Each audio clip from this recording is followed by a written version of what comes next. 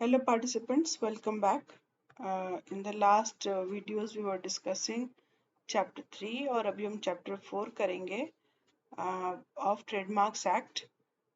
इसके जो rules हैं 2017 के वो भी हम लोग अभी discuss कर रहे हैं. So we are starting with chapter 4 of part 1 of the rules of Trademark Act. Chapter 4 is special provisions relating to protection of trademark through the international registration under Madrid Protocol. ये important topic है. मैंने already आपको जो 36 वाले जो sections थे वो discuss किया है और मैंने बताया है कि इम्पॉर्टेंट है. इसलिए भी ये इम्पॉर्टेंट है क्योंकि ये एक स्पेशल प्रोविजन था अंडर मैड्रिड प्रोटोकॉल जिसमें कि दूसरे देश का भी कोई अगर रजिस्ट्रेशन कराया है तो उसको इंडिया में प्रोटेक्शन मिलेगा. उसी तरह से इंडिया का किसी दूसरे देश में जा रहा है तो उसको प्रोटेक्शन मिलेगा और वो प्रायोरिटी डेट भी उनको ये मिल जाएगी. तो ये सारी चीज़ें जो हैं विदाउट एनी जुरिस्डिक्शन अप्लाई हो रही हैं तो दे बिकम इम्पॉर्टेंट. सो यही चीज़ इस पर्टिकुलर चैप्टर में बताया गया. Not very hard. जो हर एक चीज़ को यही बोल रहे हैं कि रजिस्ट्रार को नोटिफाई करना पड़ेगा इंटरनेशनल वो में ब्यूरो में. तो यही बात है, इसलिए ये फटाफट से ख़त्म हो जाएगा. बट मैं तो भी तुरंत में बता दूंगी, बट आपको मैं सजेस्ट करूंगी कि हर एक को याद ज़रूर कर लीजिएगा. So section 62 is actually defining the terms, क्योंकि ये इम्पोर्टेंट था और ये अलग से है. इसके लिए यहीं पे यहाँ का डिफिनीशंस बताया गया है. नॉट मच, बट यहाँ पर अगर आर्टिकल बोला जा रहा है, क्योंकि हम लोग इसमें सेक्शन बोलते हैं एज यू नो, तो अगर आर्टिकल बोला जा रहा है तो इंटरनेशनल कन्वेंशन रिलेटेड है. तो ये मैड्रिड प्रोटोकॉल में जो आर्टिकल वर्ड यूज हुआ है, ये आर्टिकल्स दिए गए हैं, उनके बारे में जब बता रहा होता है तो वो आर्टिकल यूज कर रहा है. So whenever you are seeing article, आपको ये समझना है कि वो मैड्रिड प्रोटोकॉल का आर्टिकल है. इलेक्ट्रॉनिक फॉर्म जो आईटी एक्ट ने अंडर देयर एक्ट डिफाइन किया है इलेक्ट्रॉनिक फॉर्म को, that means any through any of the means. For example floppy है, डिस्क है और सीडी है और so on and so forth. ये सारी चीज़ों को इलेक्ट्रॉनिक फॉर्म मान लिया जाएगा. उसके अलावा ये कह रहे हैं कि जो वर्ड्स एंड एक्सप्रेशंस उसके अंदर इंटरनेशनल रजिस्ट्रेशन के लिए यूज़ किए गए हैं मैड्रिड प्रोटोकॉल में और उसके रेगुलेशंस में, वो और उसके अलावा जो हमारे यहाँ के chapter 4A of the act में डिस्कशन हुआ है in relation to international registration, वो यहाँ पे अप्लाई होगा. जो इंटरनेशनल एप्लीकेशन होगा वो फ्रेंच और जर्मन नहीं, वो इंग्लिश में ही एप्लीकेशन होना चाहिए. और यहाँ पे भी इंडिया में आपको पता है कि वो जब हम लोग अप्लाई करते हैं तो या तो हिंदी या इंग्लिश में करते हैं, and if we are using any other language तो हम ट्रांसलिटरेशन यूज़ करते हैं. तो यहाँ पे भी जो इंटरनेशनल एप्लीकेशन आएंगे वो सारे के सारे इंग्लिश में होने ज़रूरी हैं. उसके अलावा इशू ऑफ नोटिस और communication etcetera and response thereof, यानी कि रजिस्ट्रार को कोई भी कम्युनिकेशन देना है, कोई भी नोटिस देना है इस एप्लीकेशन के लिए, उसको इलेक्ट्रॉनिक फॉर्म में देना है, इंग्लिश में देना है और ये रजिस्ट्रार को ही देना है. और उसी तरह से ये जो नोटिस इशू करेगा, कम्युनिकेशन देगा, वो सारा चीज़ वहाँ पे रिसीव होगा और रजिस्ट्रार के पास आएगा. Section 65 international application in respect of which India is a country of origin, यानी किसी ऐसे ट्रेडमार्क के लिए अप्लाई किया गया जो कि इंडिया में पहले अप्लाई किया गया और उसके बाद उसको डिसाइड किया है उन लोगों ने जिन्होंने एप्लीकेशन दिया कि हम इसको इंटरनेशनल एप्लीकेशन करेंगे. तो यहाँ पे भी इलेक्ट्रॉनिक फॉर्म में एप्लीकेशन होगा. देखिए ऐसे भी नॉर्मली भी आज के डेट में इलेक्ट्रॉनिक फॉर्म में ही एप्लीकेशन होता है. अब इंडिया में भी वो हार्ड कॉपी में एक्सेप्टेंस नहीं होती है. बहुत पहले ही इन्होंने नोटिफाई कर दिया है सबको कि ये ऑनलाइन ही आपको करना पड़ेगा. Verification and certification of international application in respect of which India is country of origin. जैसे मैंने बताया कि मान लीजिए इंडिया इसका ओरिजिन पॉइंट है जहाँ पे अप्लाई किया गया है, तो रजिस्ट्रार जो है उसके कंटेंट को जो कि फॉर्म MM2E में भरा जाएगा उसको वो इंटरनेशनल ब्यूरो को अप्लाई मतलब सप्लाई करेगा, देगा. जो कि अगर हमने अपना फीस पे किया है तो दैट मीन्स कि मैंने यहाँ अप्लाई किया इंडिया में, इंडिया का कुछ रिपोर्ट आया हुआ है, मैंने उसी बीच में 6 मंथ्स के अंदर दूसरे देश में किया, तो दूसरा देश मुझसे सारे डिटेल्स मांगेगा कि आपके यहाँ क्या वो आया, उनका examination report and all. Registrar को ये देना है इन इलेक्ट्रॉनिक फॉर्म, लेकिन जिसने अप्लाई किया है उसको इसके रिलेटेड न्यू जो फीस है वो भी देने होंगे। तो जब तक ये फीस नहीं होगी तब तक रजिस्ट्रार नहीं देगा। ठीक है। उसके अलावा इसका पार्ट 2 जो है,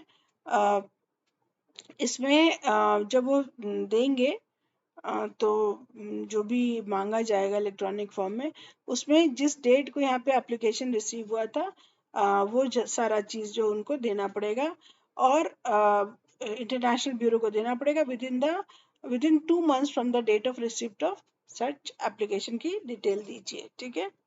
where the international application does not meet the requirement, ठीक है, जो कि रिक्वायरमेंट रही होगी और ये रिक्वायरमेंट ऑलरेडी दिया गया है मैड्रिड प्रोटोकॉल में, अगर वो नहीं होता है तो रजिस्ट्रार उसको फॉरवर्ड नहीं करेगा।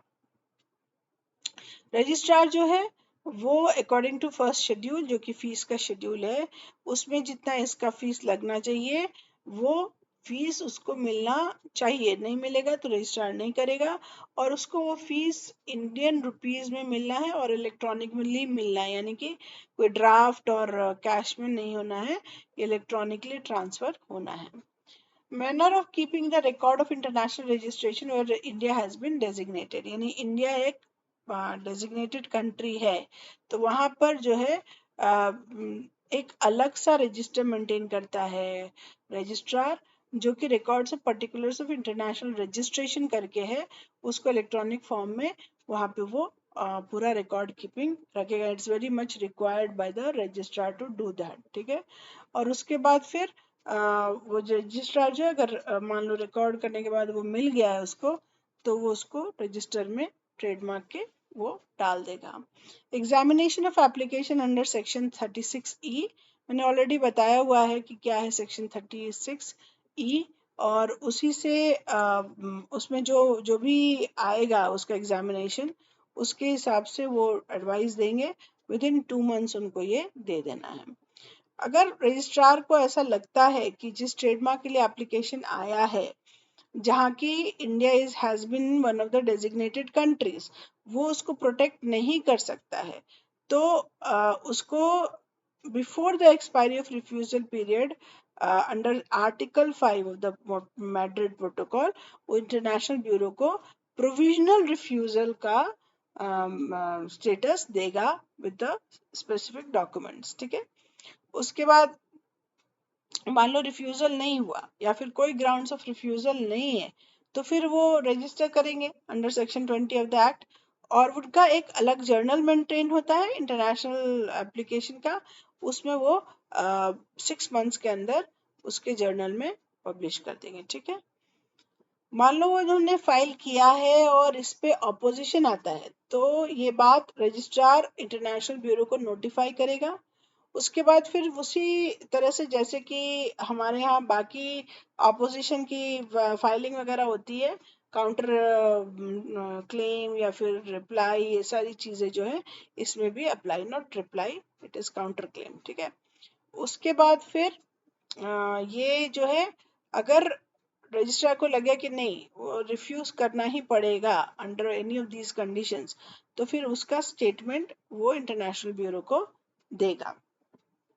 where the provisional refusal has been either totally or partially withdrawn, यानी जो मैंने ऊपर में पढ़ाया आपको प्रोविजनल रिफ्यूजल का जो प्रोविजन है, उसको अगर मान लो कि पूरी तरह से या फिर हाफ यानी पार्शियली उसको विड्रॉ किया है, तो इसकी भी नोटिफिकेशन जो है इंटरनेशनल ब्यूरो को रजिस्ट्रार भेजेगा। अगर रिफ्यूजल इज विड्रॉन है ना, उसको प्रोटेक्शन ग्रांट हो गया है, तो फिर ये भी जो है रजिस्ट्रार जो है उसको बताएगा, और वो उसको उसी तरह से स्टेटमेंट को अपने ये में रिकॉर्ड्स में रखेगा और लिखेगा कि भाई प्रोटेक्शन हैज बीन ग्रांटेड। अगर कोई लिमिटेशंस हुई हैं तो उनको लिमिटेशंस को भी उसमें देना पड़ेगा। मान लो कोई ग्राउंड्स ऑफ रिफ्यूजल था ही नहीं, या फिर प्रोटेक्शन रिफ्यूज करने का कोई ग्राउंड्स नहीं था, तो ये भी वो इंटरनेशनल ब्यूरो को नोटिफाई करेगा।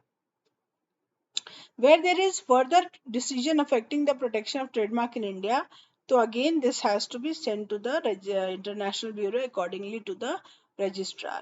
Invalidation of protection, मान लो इंटरनेशनल रजिस्ट्रेशन जो है वो उसके यहाँ से कुछ वो हुआ है, where the protection resulting from an international registration has ceased to have effect, है ना, या फिर इंडिया में कोई चेंजेस हुए उसकी वजह से उसमें हुआ, तो वो it has to be notified to the international bureau accordingly. Next comes effect of cancellation of international registration. मान लो जहाँ पे ये एप्लीकेशन हुआ था उस ऑफिस में, यानी उस कंट्री के ऑफिस में, under article 9 quin of the protocol, actually article 9 यही कहता है कि country of origin of the application, उसके ऑफिस में किसी कारण से वो विड्रॉ किया गया या कैंसिल किया गया उस रजिस्ट्रेशन को, तो वो यहाँ पे भी अप्लाई करेगा same to same. Collective and certification marks, in case ये इस तरह का ट्रेडमार्क है, कलेक्टिव और सर्टिफिकेशन ट्रेडमार्क, जो कि मैंने आपके साथ डिस्कस किया है कि दोनों क्या है, तो फिर वो उस तरह के हैं तो डायरेक्टली जो कलेक्टिव मार्क के लिए अप्लाई कर रहे हैं वो डायरेक्टली जो है इसके लिए इंडिया में अप्लाई करेंगे within 1 month from the date of advice of the international bureau. यानी इंटरनेशनल ब्यूरो उनको कहेगा कि भाई ये कलेक्टिव मार्क है या सर्टिफिकेशन मार्क है, तो आप डायरेक्टली इंटरनेशनली ये में अप्लाई कीजिए, और उनके ये बात बोलने के 1 मंथ के अंदर इनको एप्लीकेशन डालना पड़ेगा. Section 73 replacement of national registration. इसमें जो है अगर मान लो कोई एक एप्लीकेशन इंडिया में डाला हुआ था और अब उसको हटा के एक इंटरनेशनल एप्लीकेशन डालना जा रहा है, यानी इन रिप्लेसमेंट ऑफ दिस, आप सेक्शन 36E में पढ़ लीजिए, जहाँ पे ये है कि पहले वो इंडिया में अप्लाई किया था बट अब वो इंटरनेशनल कर रहा है उसको हटा के, यानी इंडिया वाले को नहीं ये करना चाह रहा है, तो फिर ये बात इंटरनेशनल ब्यूरो को रजिस्ट्रार नोटिफाई करेगा. सेक्शन 74 एप्लीकेबिलिटी, जो provisions related to international application है अंडर मैड्रिड प्रोटोकॉल, उसके अलावा common regulations and administrative instructions, वो जैसे दिए गए हैं वो इंडिया पे भी सिमिलर स्टाइल में अप्लाई होंगे, because we are already signatory to it, तो हमें वो मानना ही पड़ेगा. Okay, so stop over here. Thank you.